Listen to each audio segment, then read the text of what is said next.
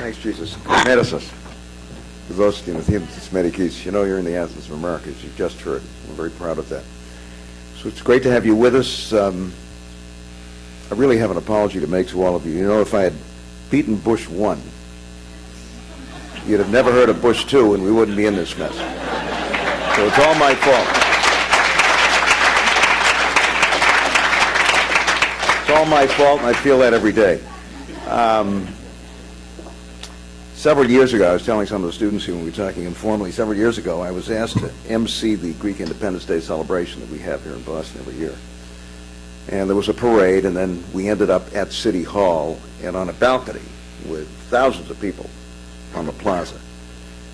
And I was handed a program, and there must have been 10 speakers. Now, when I was governor, we had a rule. We could introduce a lot of people, 3 speakers only. And there must have been another 20 folks coming up to me and saying, I just want to say a few words. This is in addition to the 10. And I finally turned to somebody next to me and I said, how do you say short and sweet in Greek? He said, Liga ke kala. And that's what I'm going to try to do today. Not only that, but I've got a stack of draft papers from my students. Where are the Northeastern kids? Are you here? We have some Northeastern kids. Anyway, by the way, incidentally, and I know you've got a full day tomorrow, but we're going to be having at Northeastern University the first of what I hope will be hundreds of teach-ins on the economy. All day, harking back to the teach-ins on the Vietnam War years ago, back when a lot of us were younger.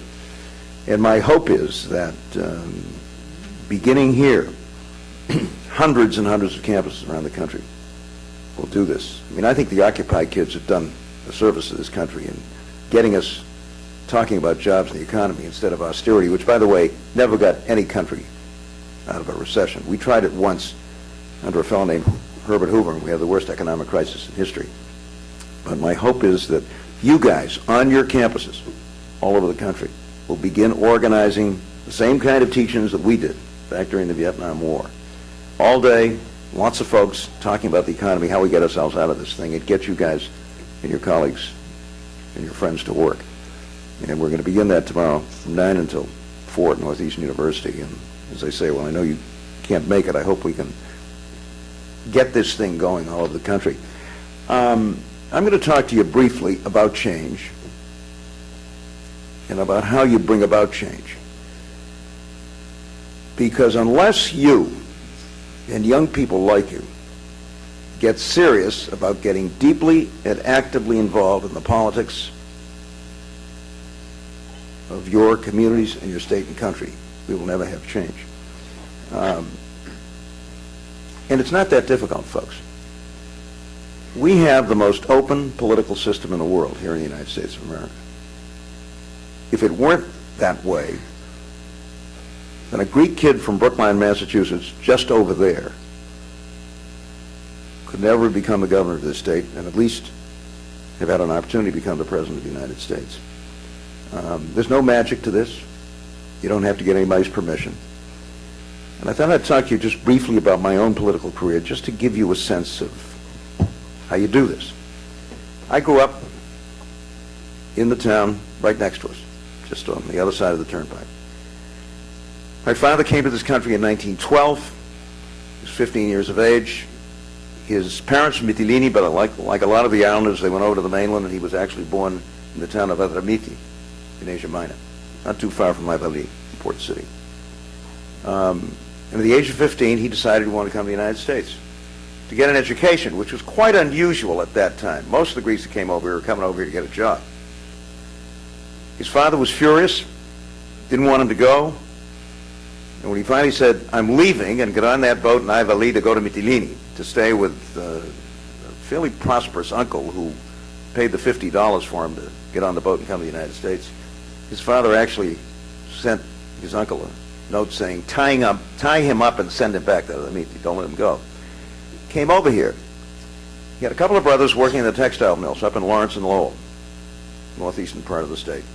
And that young man couldn't speak a word of English, didn't have a nickel in his pocket. 12 years later, was graduating from the Harvard Medical School. I don't know how he did it. I mean, you think about that. And he practiced medicine for 52 years here in Boston. My mother came from Ladison, although her parents were from Epirus. Came here when she was 9 with her family. Settled in another one of those mill towns, in Haverhill, not too far down the road from Lowell, up in that textile and shoe belt. And my mother became the first Greek-American young woman, so far as we could determine, ever to go away to college in the history of the United States in 1921. It was unheard of.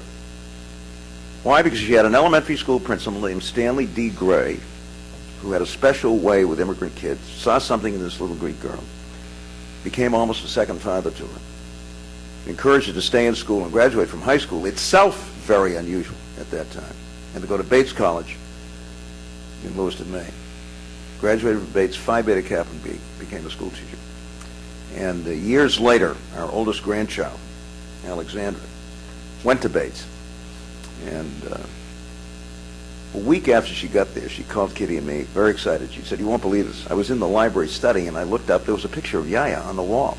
And there is. So I was very fortunate, folks. But neither of my parents were political activists in any sense. They were interested in public affairs in those days. In the pre-TV days, we had to listen to the CBS World News Roundup on radio at 6 o'clock every night.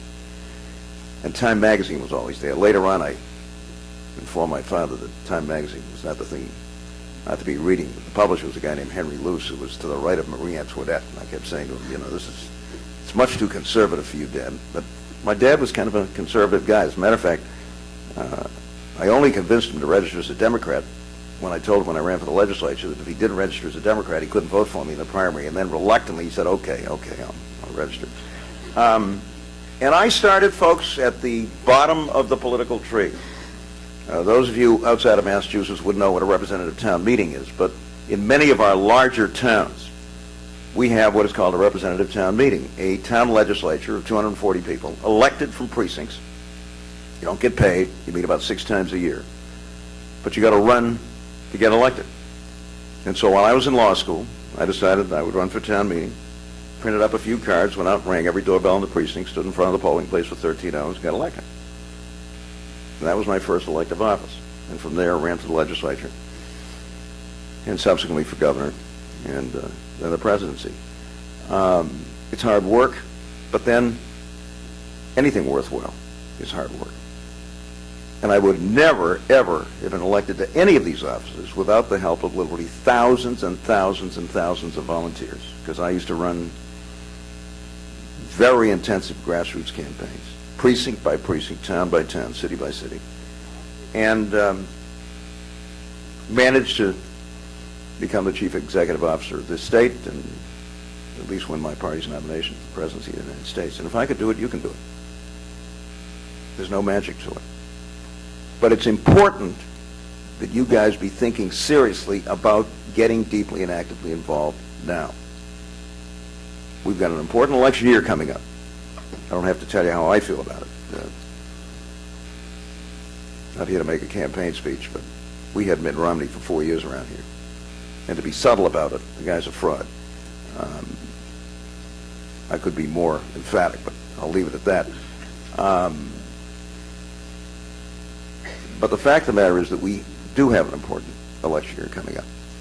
And this is a great opportunity for you guys to get deeply and actively involved in the political process if you haven't already. Pick a candidate, whether it's local, state, national, get deeply and actively involved in those campaigns. That's how most of us get involved in politics in the first place, by getting involved in the campaigns of others who we respected, whose values we shared, and then going out and working hard for them, and in the process beginning to understand how you organize, and organize effectively, and articulate your philosophy, your views, your values, and why you think it's important that you and people like you be given the opportunity to become involved in the political system. Don't let anybody tell you that there's something inherently corrupting about politics. That's a lot of nonsense. If you walk down the street in Boston and ask people, some of them will like me, some of them won't like me. I don't think any of them will tell you that I didn't try to set very high standards of integrity for myself and the people who work for me. Because when I was first elected here in Massachusetts, the legislature in 1962, walked into a state government which was one of the 3 or 4 most corrupt state governments in the country. I kid you not. And I and a lot of people spent a lot of time cleaning this place up. But there is nothing inherently corrupting about public life. You set high standards for yourself and the people that work for you. You try to maintain those standards. And if you do, you're going to be fine. You're going to be fine. And I want to emphasize that to all of you. But the importance of your getting involved now and of taking politics and political life seriously and taking public service seriously. Don't go to law school unless you want to practice law professionally. I say this to my students all the time. I went to law school. I practiced law for 12 or 13 years. I can't say I loved it. But in those days, there weren't really alternative careers in public service. These days, folks, we're looking for excellent public services. Guys like me who get elected are always looking for good people. Because without them, you can't achieve what you want to achieve. I think it's fair to say that I had one of the best groups of people working for me as governor that any governor ever had here. And so those of us who do get elected to public office are looking for people who may not want to run for office, but want to serve in public life. And serving in public life not only requires intelligence, it requires very special skills, requires the ability to reach out to people, requires the ability to build consensus if at all possible. You've got to like people. You've got to be a good listener. I wasn't a very good listener when I started. I was a pretty good talker. I wasn't a particularly good listener. You've got to have a very special ability to bring people together, oftentimes people who don't think they agree with each other. And you may be the one person who's capable of doing that. But whether you choose to go into public service as a professional public servant, or whether you choose to do what I did, which is to run for elective office, as Greeks and Greek Americans, we have a very special heritage here, folks. You remember it was Pericles who said that if you were a citizen of Athens, you were expected to be deeply and actively involved in the political life of that great city-state. And he referred to the people who didn't as, he said, we call them idiotis, meaning what? Well, it's the root word for idiot, as all of us know, but in point of fact, as any of you know, it means somebody who cares only about himself. That's our tradition. That's our tradition. That we don't sit on the sidelines. That we just don't think about ourselves. That we are citizens and we get deeply and actively involved. And we had a generation of Greek Americans, Paul Sarbanes, who was my classmate at law school, Paul Tsongas, John Bradams, there were a whole bunch of us who got involved. I want to see you guys following us and getting involved and doing the kinds of things that will make this country and make this world a better place.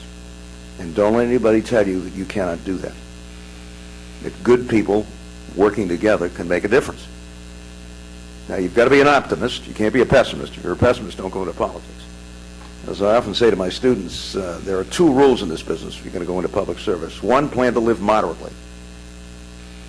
If you want to make a lot of money, don't go into public service. And secondly, have a good but conventional sex life. If you're into the other stuff, good luck to you, but you don't want to be in public life. By the way, I noticed that Penn State is conspicuous by its absence in this organization. I think there are Greek Americans at Penn State. I don't know whether they just chose not to come. And I don't want to kid around because I'm married to a Penn Stater who, like most Penn Staters, is suffering these days watching this. But all kidding aside, there's nothing, folks, nothing more fulfilling and satisfying than being in a position where you can make a difference for the better in the lives of your fellow citizens. And that is what politics at its best is all about. And believe me, it's capable of doing so. I've seen it here. I've seen it elsewhere. Yes, I'm concerned about the U.S. these days. You have to be concerned about it. I'm concerned about the fact that we don't seem to be able to develop the kind of consensus that I, as a Democrat, seem to be able to do with many of the Republicans that I serve with. But they seem to be a different breed of Republicans. I'm not sure I understand this new crowd coming along. But in any event, whether it's the national economy Whether it's the simple proposition that working people and their families in the United States of America ought to have decent and affordable health care. Because you know, 90% of the folks that don't have health insurance in the United States are working or members of working families. They're not loafing. They're not sitting around. They're working, some of them 2 or 3 jobs, no health insurance. I don't know how you feel about it. I think it's a disgrace. I think it's a disgrace that we're the only advanced industrialized nation in the world that can't provide decent, affordable health care for working people and their families. So whether you're concerned about the environment and climate change, or for that matter, the world and where we're headed and what we're doing, every single one of you can make a real contribution to this. And the fact that you're here, the fact that you're part of this association, the fact that you care enough to be actively involved here in what the association is doing, I think is a clear sign that you folks care deeply and want to do that. But I just celebrated my 78th birthday the other day. I feel 38, but I'm 78, and have seen a lot. And believe me when I tell you, notwithstanding our present difficulties, that this is a far better country today, and in many ways a far better world than the one that I grew up in. I mean, you have to understand what the United States of America was all about back when I was your age. This country was racist. It was anti-Semitic. Over half the kids in this country never finished high school. You know, we hear our parents and grandparents talk nostalgically about how great the schools were back then. Don't believe them for a second. It's a lot of nonsense. And the dropout rate when it came to minority kids was 70%. The high school completion rate for African Americans in 1940 in the United States of America was 12%. And most of those kids were going to lousy, racially segregated schools. I spent the fall semester of my last year at Swarthmore in the Washington semester program at American University. This was in 1954. In 1954, folks, Washington, D.C. was as segregated as Johannesburg, South Africa. And we were running around the world telling people that we were the capital of the free world. Black folks were just permitted for the first time to sit in any seat they wanted to in Washington, D.C.'s buses. They couldn't go to the restaurants. The kids attended racially segregated schools by act of Congress. And when I went into the Army in 1955, we were just in the process of integrating the United States Army, which had been segregated by race.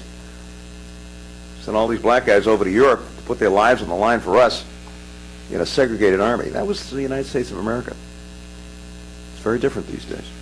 Yes, we have things to do. Yes, we have achievement gaps in our public schools. Yes, we've got 54 million people that still don't have decent, affordable health care.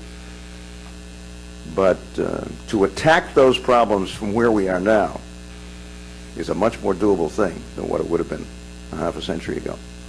So I welcome you to Boston.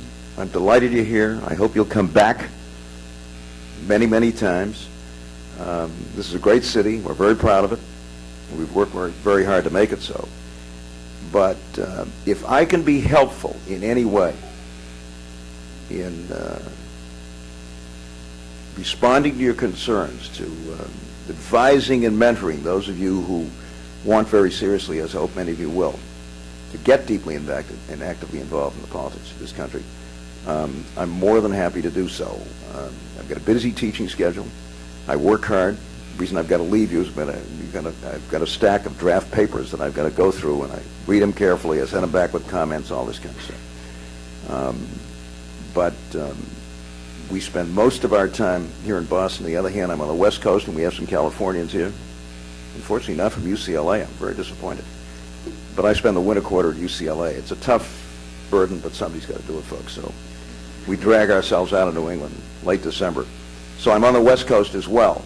And while I'm busy, if you want me to come to your campuses from time to time and spend time with your local chapters, I'll be happy to do that and do everything I can to encourage you to do it. But we need you. The country needs you. Greece, in its hour of need, needs you. And the world needs you. And I hope you'll take that seriously, work hard at your studies, and then go out and help to change the world. Thanks for having me, and good luck.